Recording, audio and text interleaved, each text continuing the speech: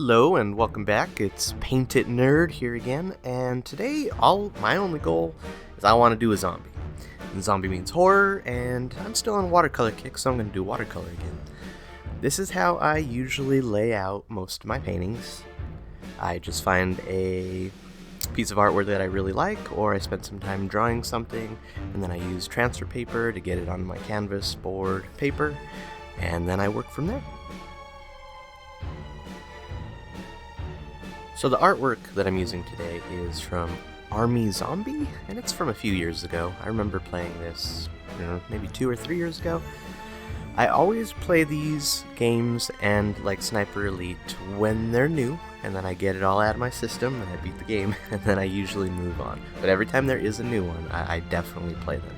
And so this imagery kind of stuck in my mind. I remember it was a really good picture. I remember I really liked the tone and the colors that they used on it. So I'm just going to kind of replicate it, do my own version, what I'm capable of in watercolor, but still keep the original look and tone from the original artwork. So if you're interested to see what that original artwork is, I believe it's Army Zombie 3, and let me know what you think.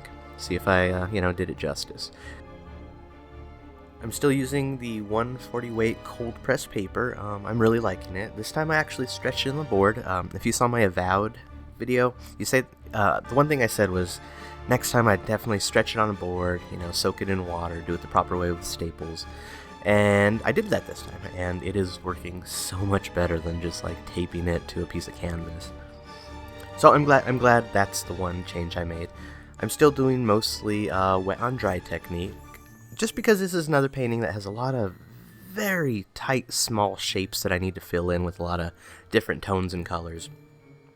So, wet on wet does have its place, but it's a lot better just when I have more room to work and actually do wet on wet. So this one is mostly just wet on dry, just like my Avowed painting. So I really enjoyed this painting, and for this one I'm just going to kind of let the video run its course. There isn't really anything new that I did compared to my Avowed, so I'm just going to let us enjoy the music, and I'll see you at the end.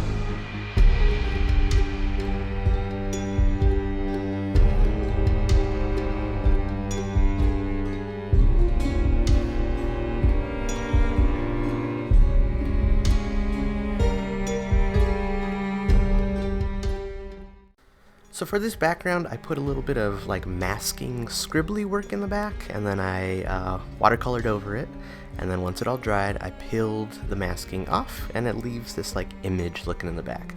Now, they're pretty bright, so I'm gonna put some washes over again to, you know, put it back into the background. And that's just kind of what I'm gonna do to kind of finish up this background, this painting.